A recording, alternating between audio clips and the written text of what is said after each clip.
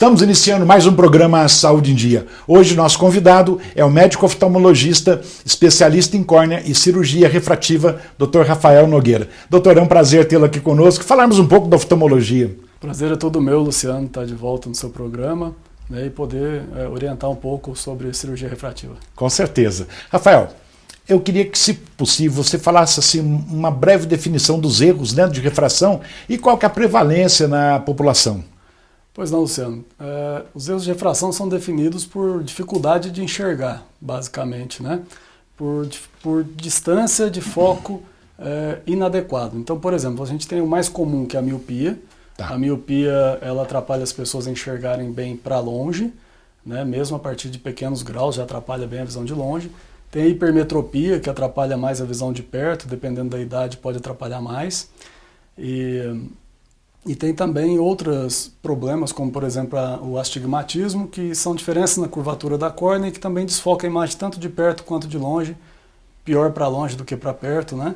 E da idade, né, que é a presbiopia, a vista cansada, que atrapalha a visão de perto. Aquele que você estica a mão, né, não isso, sabe se está comprido, está curta. Isso, vai ficando com o braço curto. Vai ficando com o braço curto. É. Qual é, assim, em porcentagem, qual que mais aparece? Qual é o mais comum? É disparada a miopia, né? Miopia. A miopia em jovens, a miopia, e presbita, todos nós, a partir dos 40 anos, começamos a ter dificuldade de perto, né? Que é a vista cansada, que é a presbiopia. Estima-se que hoje em torno de 60% dos adultos jovens tenham miopia, né? É uma prevalência bem alta e com tendência de aumento. No mundo todo, a prevalência da miopia tem aumentado. Rafael, acho que uma dúvida que muitas pessoas têm, tipo, se usar muito o celular ou o computador pode aumentar o grau? Há indícios científicos disso, tá? Que sim. O que se tem comprovado é que quanto menos atividade outdoor, né, atividade externa a criança faz durante o desenvolvimento dela, o adolescente faz, há um aumento de chance de ter miopia e dessa miopia aumentar.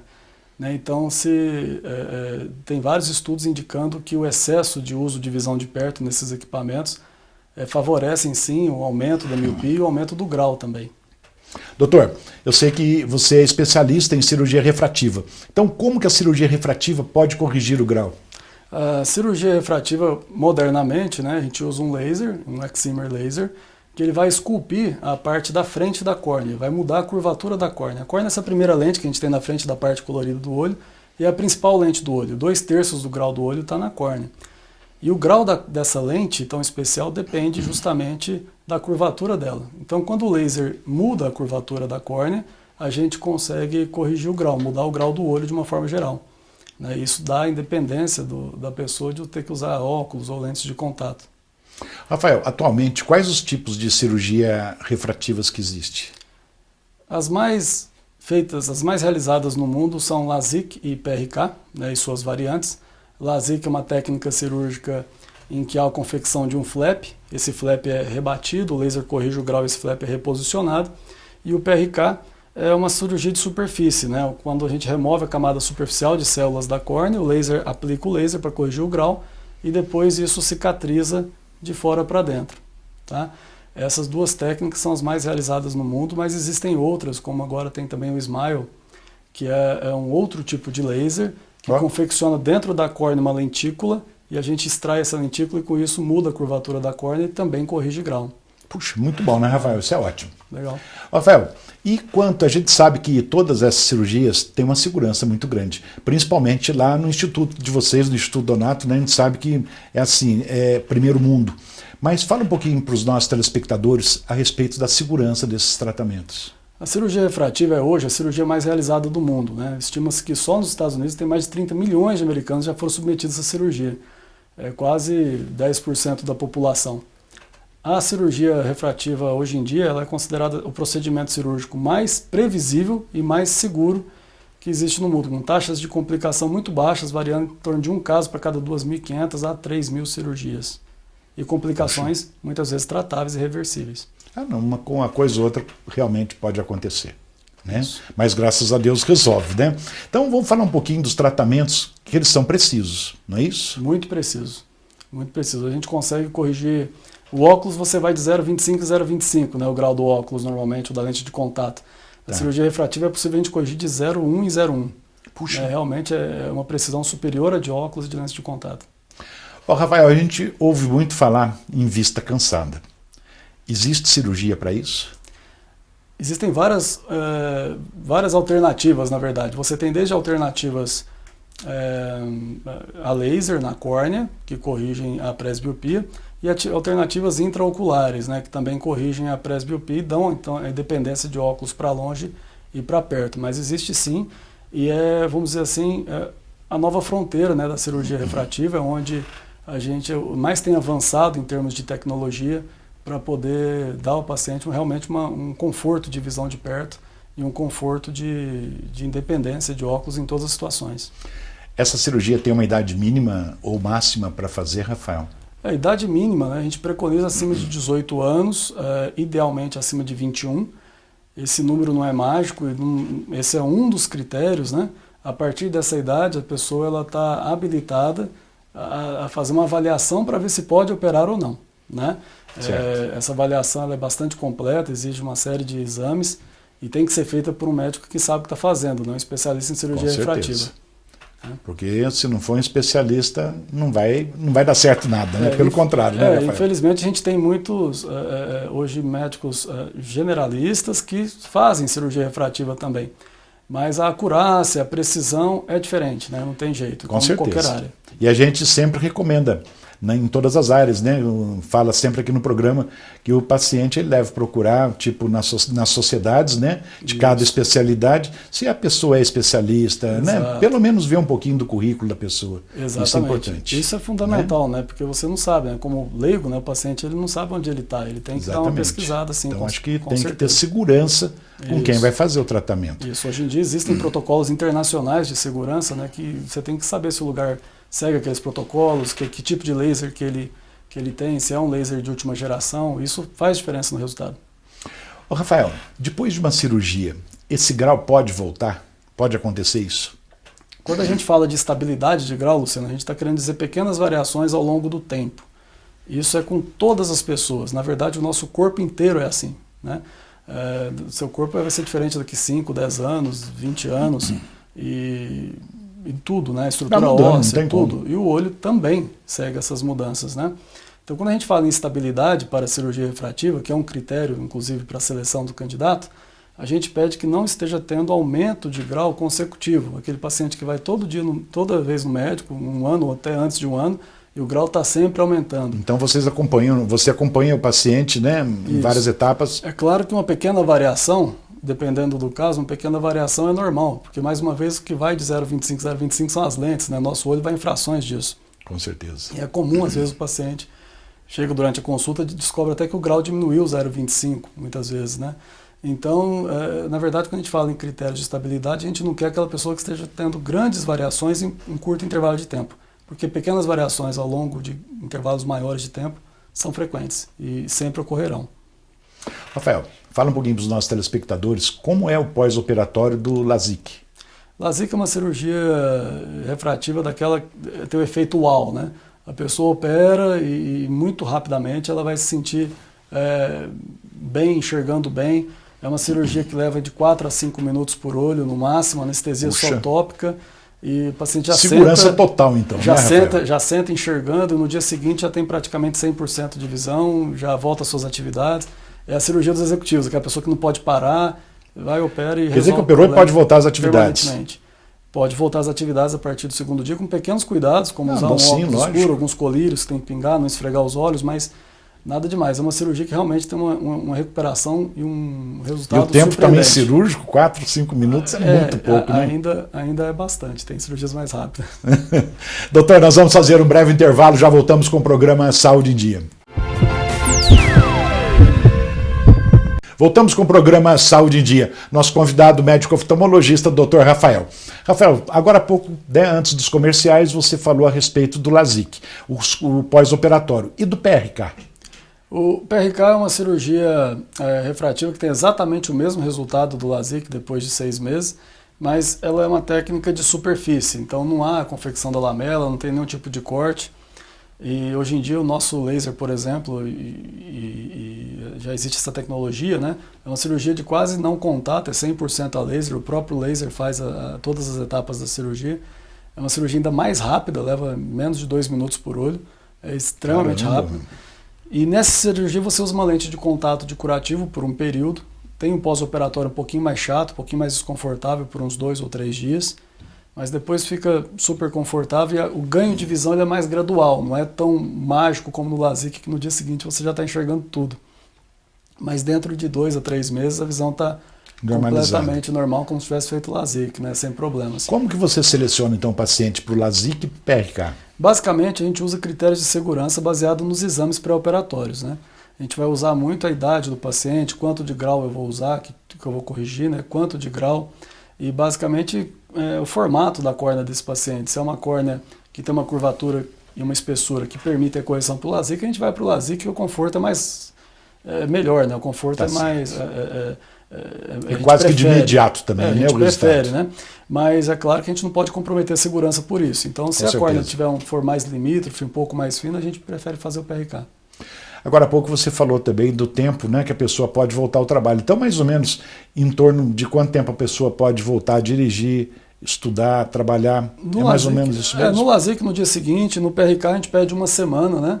É claro que isso é variável de pessoa para pessoa, tem gente que no 3º, 4º dia está com vida normal, tem gente que pede Depende, de 10 cada caso dias. é um caso, né? Porque a recuperação é individual, né? O importante, o resultado final é exatamente o mesmo. Tanto o LASIK quanto o PRK vão dar independência de óculos e lentes corretivas para as pessoas. Uma coisa que acredito que muitas pessoas têm é o medo da anestesia, né? Como que vai ser, como que eu vou ficar, vai doer? Como que é feita essa anestesia para a cirurgia? É tópica, é colírio. A cirurgia é muito rápida. Então, olha só, um colírio, anestesia, resolveu o problema. Não tem dor, absolutamente dor nenhuma, né?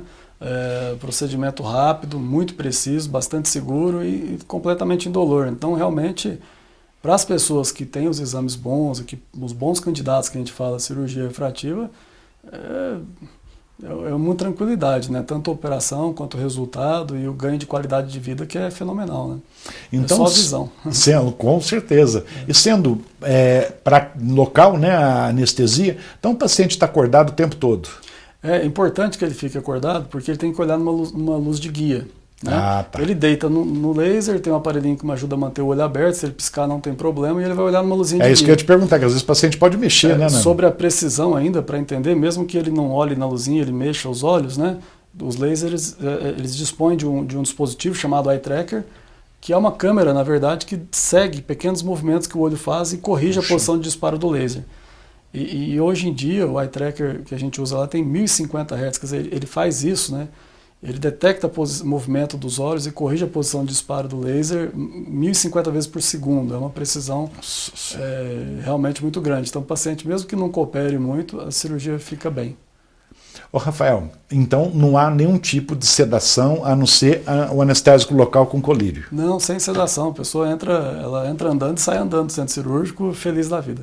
A duração de todas elas, em média, que você falou agora há pouco, né? De 2 minutos, outras de 4, 5 minutos. De 2 a 4, 5 cada minutos olho, por olho, né?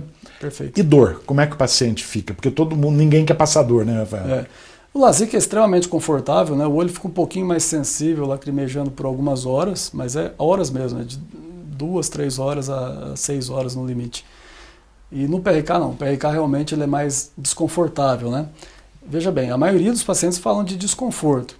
Eles descrevem como sensação de areinha nos olhos, a claridade incomoda muito, fica lacrimejando. E não usa o tampão também, né, não, Rafael? Hoje em dia não mais. Não é necessário. Pode usar, porque mas tempo atrás via, né, o olho tampado, operou um curativo grande, né? Era uma proteção, né? Uma proteção extra, mas na prática, hoje em dia, aquilo não é assim, fundamental, né? Pode-se usar, mas não é isso que vai determinar a segurança, não. Segurança, o paciente não pôr a mão no olho e fazer tudo certinho. Cuidados, higiene, tudo, né? Os cuidados de pós-operatório são muito tranquilos, né? São alguns colírios em horários pré-estabelecidos, você não pode esfregar os olhos, vai usar óculos solar em ambiente externo, evitar maquiagem por alguns dias, água de mar, piscina, esportes de contato, mas pode fazer uma academia, pode caminhar, não tem problema nenhum. E recuperação é rápida. Pode usar o celular, pode usar o computador, não tem restrição. Doutor Rafael, e os exames pré-operatórios? Quais os exames que o paciente tem que fazer? É uma ótima pergunta, Luciano. Na verdade, o objetivo nosso, quando a gente faz a avaliação do candidato à cirurgia refrativa, é a gente avaliar se ele não tem mais nenhum outro problema nos olhos, que às vezes não deu sintoma, a pessoa não sabe que tem, né, além do grau. Né, além de avaliar se a córnea dele tem uma estrutura que permite a correção do grau dentro da melhor faixa de segurança para o tratamento. Com certeza. Então, basicamente vai fazer exame do olho todo, tá? A gente testa hoje desde quantidade de lágrima que o paciente produz, né? A gente faz uma tomografia de córnea. Hoje em dia, praticamente ninguém opera sem uma tomografia de córnea, que é o exame mais preciso para medir as curvaturas e detectar as irregularidades que a córnea pode ter, né? Também correlacionar essas irregularidades com um mapa de espessura da córnea.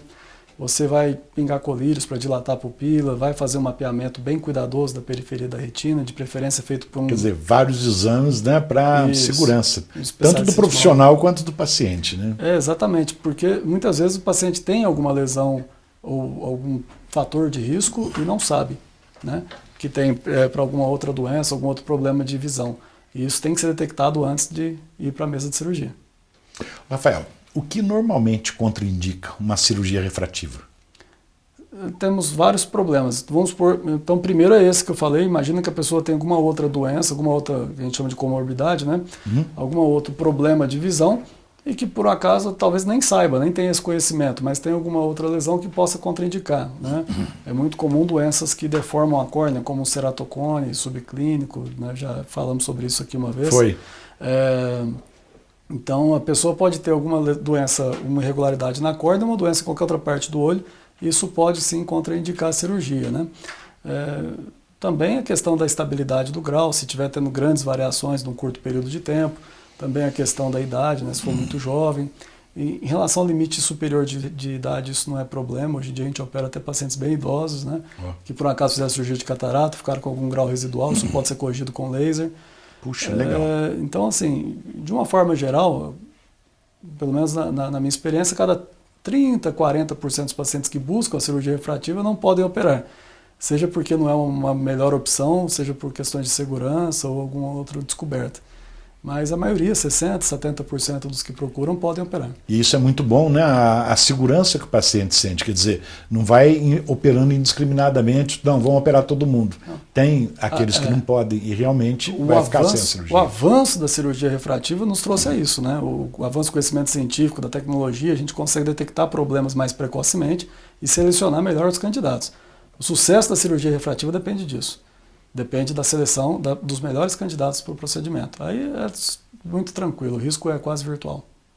Dr. Rafael, nós vamos para mais um intervalo e já voltamos com o programa Saúde em Dia. Voltamos com o programa Saúde em Dia, hoje com o nosso amigo Dr. Rafael, médico oftalmologista. Rafael, agora há pouco você estava falando dos exames, né, que o paciente precisam ser feitos. E um paciente hipertenso tem alguma contraindicação dele se submeter a essa cirurgia ou não? Ele tem que estar equilibrado, né? Ele tem que estar ele não pode estar num pico, né, de pressão alta durante o tratamento, isso durante a cirurgia. Então, na admissão para o bloco cirúrgico, né, os cuidados de enfermagem corriqueiros, né, elas já admitem, conferem o histórico, de alergia, né? Nós temos todo um protocolo de segurança que a gente tem internacional, que até é até muito repetitivo às vezes para o paciente, mas é importante. Não, conferência, é segurança, né? Checagem várias vezes, né? Com certeza. Mas normalmente a grande maioria dos pacientes que fazem a cirurgia refrativa são pacientes jovens e que não têm comorbidades, né? A grande maioria são pessoas que estão ou terminando a sua formação, iniciando no mercado de trabalho, ou trabalhando muito, né? E a independência de óculos, de lentes corretivos, isso melhora a autoestima, melhora com certeza, lógico, a qualidade de vida, a confiança da pessoa para buscar novos empregos, novo trabalho. Realmente é muito gratificante ver o quanto que isso impacta na qualidade de vida das pessoas, né? E isso tem que ser feito com segurança. Então, na admissão e quando a gente vai liberar o paciente, a gente mede pressão, vê glicemia, histórico, checa se não está tomando nenhum remédio, tudo é bem conferido várias vezes. Rafael, se por um acaso uma pessoa que já operou, se for necessário, ela pode operar novamente? Isso depende de uma análise caso a caso, né? Normalmente não é necessário, é muito raro o caso de reoperação, mas pode acontecer. E nesses casos de reoperação, a gente tem que avaliar de novo como está a córnea, quanto de córnea ainda tem, quanto de grau a gente vai ter que recorrigir, né? Hoje em dia, isso era mais comum nos lasers de geração anteriores, né? Que eram menos precisos e podiam aparecer um pouquinho de grau. Hoje em dia, com a precisão que nós temos, isso é muito pouco frequente. E normalmente o que acontece é que quando a pessoa opera, mesmo que ela tenha pequenas variações de grau ao longo do tempo, ela não sente necessidade de usar óculos com o mesmo nível de dependência que tinha antes do primeiro tratamento, né? Então certo. A própria pessoa fala, não, tem um pouquinho, mas não está me atrapalhando, vou ficar Convive bem, né? A grande maioria das pessoas que você conhece, ou que a gente conhece, que não usam nenhum tipo de correção, se for fazer um exame oftalmológico, vai achar lá às vezes 0,25, meio grau. Sempre alguma coisa... Porque isso é natural. Nosso sistema Eu acho óptico que a gente vai acostumando, não é isso? O sistema óptico nosso não é perfeito, né? Então, o seu cérebro, a nossa visão depende integralmente do cérebro. Então, não é porque você tem um pouquinho de grau que aquilo vai te atrapalhar. A prova disso são todas as ilusões de óptica, né? Todas as ilusões de óptica, seu olho está vendo uma coisa, seu cérebro fala que você está vendo outra. Com então, certeza. Todo mundo que você conhece que não usa óculos, dirige, trabalha, às vezes piloto de avião, tem lá meio grau, 0,25. E não é por isso, né, que tem que sair reoperando. Então não tem. O objetivo da cirurgia não é zerar grau e muito menos zerar para sempre. O objetivo da cirurgia é diminuir a dependência de lentes corretivas, né?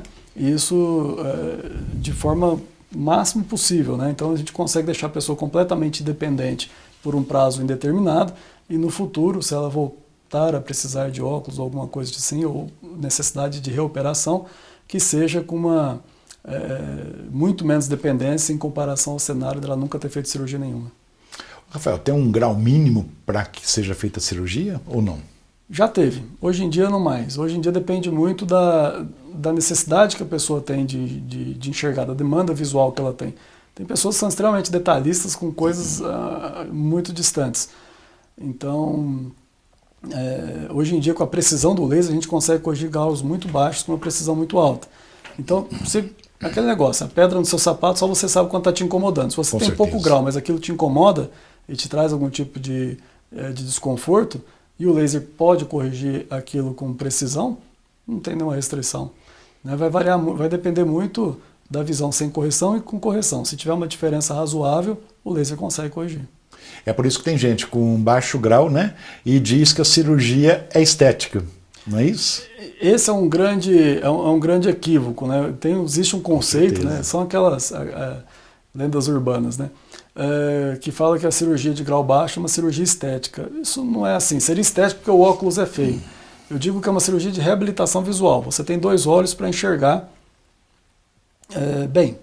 E se por um acaso eles têm alguma deficiência, né, então você faz uma cirurgia que corrige essa deficiência, você fez uma cirurgia de reabilitação visual. Né? Lógico. Isso não é meramente por estética, né? Eu faço sempre uma analogia com, por exemplo, o joelho. Vamos supor que você torceu o joelho, rompeu um ligamento. Né? Você rompeu o ligamento e aquele joelho ficou instável, você usa uma bengala para andar com conforto, subir, descer a escada. Imagina essa situação. Aí você faz uma cirurgia que restabelece a estabilidade do joelho, né? Liga aquele ligamento e tudo funciona. Você consegue correr, andar, subir escada, descer escada. Você não fez a cirurgia do joelho porque a bengala era feia. Não é estética, né? Não é porque a bengala era feia, você fez porque você queria que o joelho funcionasse normalmente. Então, não é. Hoje em dia tem gente que gosta de usar óculos, vai, opera e continua usando óculos sem grau porque acha que é um acessório bonito, mas ele quer independência nos momentos de lazer, nos momentos com a família, né, dirigir, tudo sem óculos. Então, isso não pode confundir esses conceitos. Tem que ter não é estética. Melhor qualidade de vida possível, né, Rafael? A gente não está fazendo cirurgia plástica, mas de reabilitação visual. Rafael, os planos de saúde, de uma maneira geral, eles cobrem essas cirurgias ou não? Existe o rol de procedimentos obrigatórios da ANS, né, Agência Nacional de Saúde Suplementar, que ela tem força de lei, né, ela cria um rol de procedimentos que os planos de saúde são obrigados a cobrir, os planos de saúde que a gente chama de regulamentados.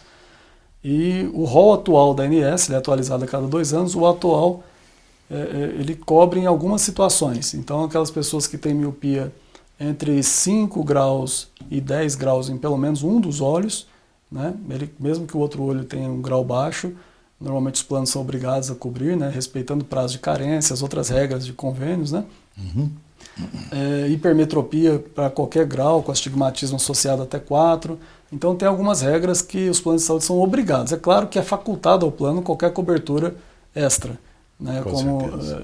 Então isso, quem vai poder responder mais caso a caso é justamente a pessoa interessada, juntamente com o plano de saúde que ela tem contratado, né? Doutor Rafael, o médico que vai fazer a cirurgia refrativa, ele tem que ser especialista nisso. E como que é a formação para se fazer a cirurgia refrativa? A cirurgia refrativa é uma das muitas especialidades oftalmológicas. Então, dentro da oftalmologia, nós temos várias outras subespecialidades, né?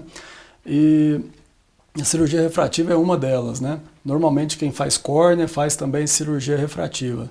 E o que acontece é que nem sempre os oftalmologistas que fazem essa cirurgia são especialistas em córnea e cirurgia refrativa.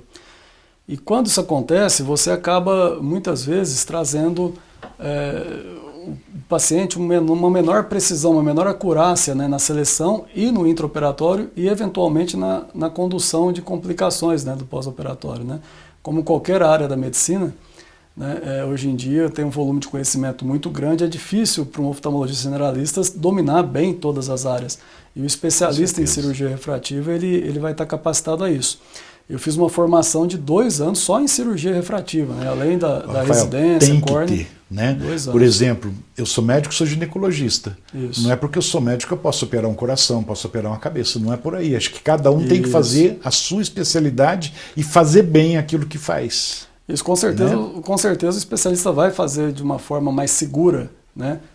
Melhor, muitas vezes, e mais segura sempre do que um médico que desconhece todos os nuances e detalhes daquilo, né? Ô Rafael, eu estou sabendo que vocês, né, receberam uma certificação internacional lá no Instituto Donato. Conta aí para os nossos telespectadores que isso é importantíssimo. O Donato agora, né, o Hospital de Olhos, né, a gente está até mudando o nome, né, da marca, mudou o logotipo, mas é um hospital que já tem 45 anos, né, e a gente tem crescido muito e melhorado muito em questão de processos e de segurança. E o Quimentum, que é uma certificação internacional canadense nível diamante, a mais alta certificação internacional que se pode ter de padrão de qualidade e padrão de segurança do paciente, né? Então, isso cerca o paciente de um tanto de cuidado que é visível e outros não tão visíveis, né, para o cliente que está lá passando em consulta, né, que garante para ele um padrão de qualidade como se ele estivesse tratando fora do país. Né? Inclusive, nós tratamos várias pessoas de outros países, né, que vêm para cá para... Que coisa boa, parabéns, né, para toda a equipe. E é uma coisa inovadora, né? Foi o primeiro hospital de olhos, né, com essa certificação fora do Canadá, né?